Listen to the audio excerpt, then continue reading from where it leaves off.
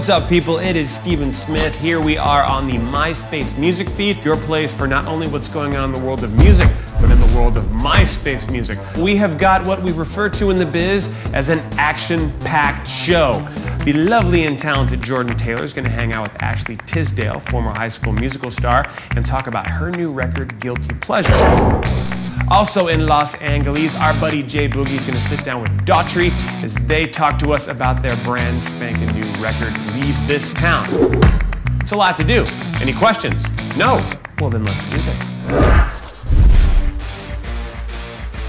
Hey, what's up, guys? I'm here with the gorgeous Ashley Tisdale. Ashley, it's so nice to meet you. So nice to meet you too. So your new album's coming out, and it's called Guilty Pleasure. Yes. What's guilty about it?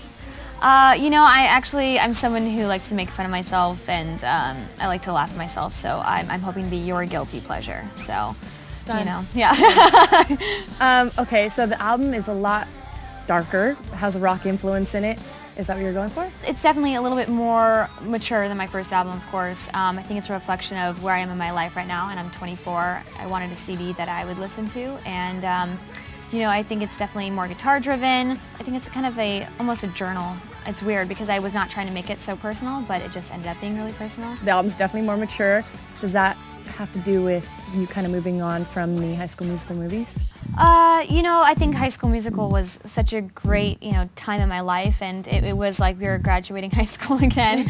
But we're all, you know, we are all moving on, I think, from it, and I don't think I'm trying to run away from, you know, my fan base, and I think that they've definitely grown up with me over the last couple years as well. With the album, it's who I am. It's who I am as a person and not playing a different character. While you're making the album, were you thinking about those 10-year-old girls and all the other fans about how they would react to this edgier you? I think I do think of them in a way where I just won't go overboard, I guess, but I want to definitely have something that I'm proud of, and so I really think about, you know, what I want to put out there and what I think is right to put out there. I definitely did the first album was centered to, you know, really to get the young audience, you know, obviously because they were very young at the time. But like I said, those 10-year-olds that were watching High School Musical 1 are like, you know, 14 now. So, right. You know, I think that with everything I do it to be proud of something and see the accomplishment that I have done, and the fact, and hopefully my fans like it as well.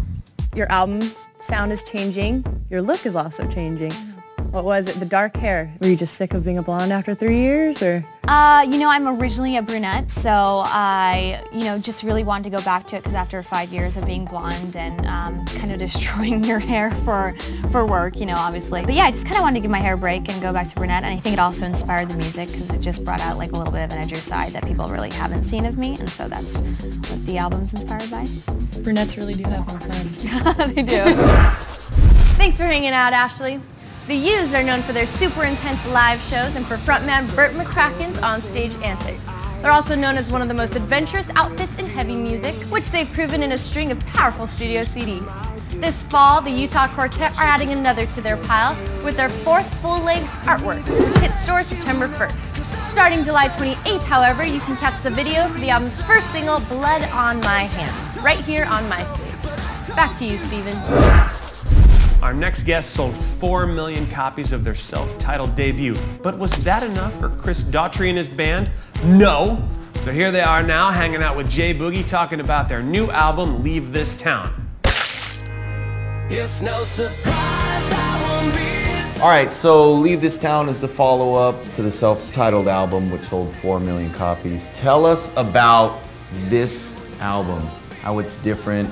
Well, it certainly is a band record this time, which is the biggest, I think the biggest difference. Where the first record we didn't really get a chance to go in together because we had such time constraints, and we had a deadline. We had to, you know, bring in studio musicians, which wasn't the ideal thing to do at the time, but it was all we could do. So we got the band together, hit the road, and you know, after 2.5 years, that's what we wanted the fans to get on the record.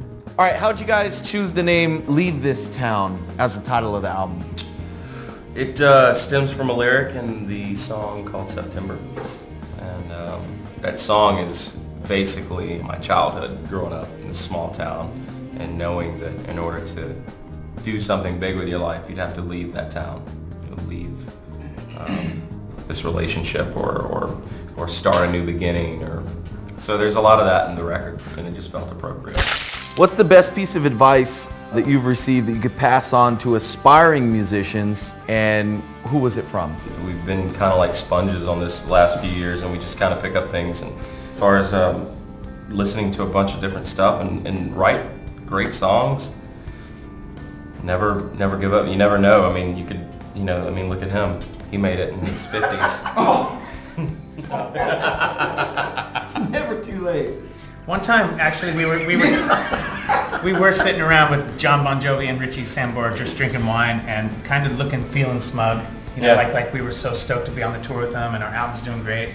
And John Bon Jovi just kind of looks over and just goes, "Let's see how you're doing after 20 of these." And so he was basically kind of trying to enjoy it now, but keep your eye on the prize. You know, don't get too caught up in that first record. All right, my friends, that's it for this week's edition of the MySpace Music Feed. Make a date to hang out with us next time. It is going to be awesome. I'll see you then.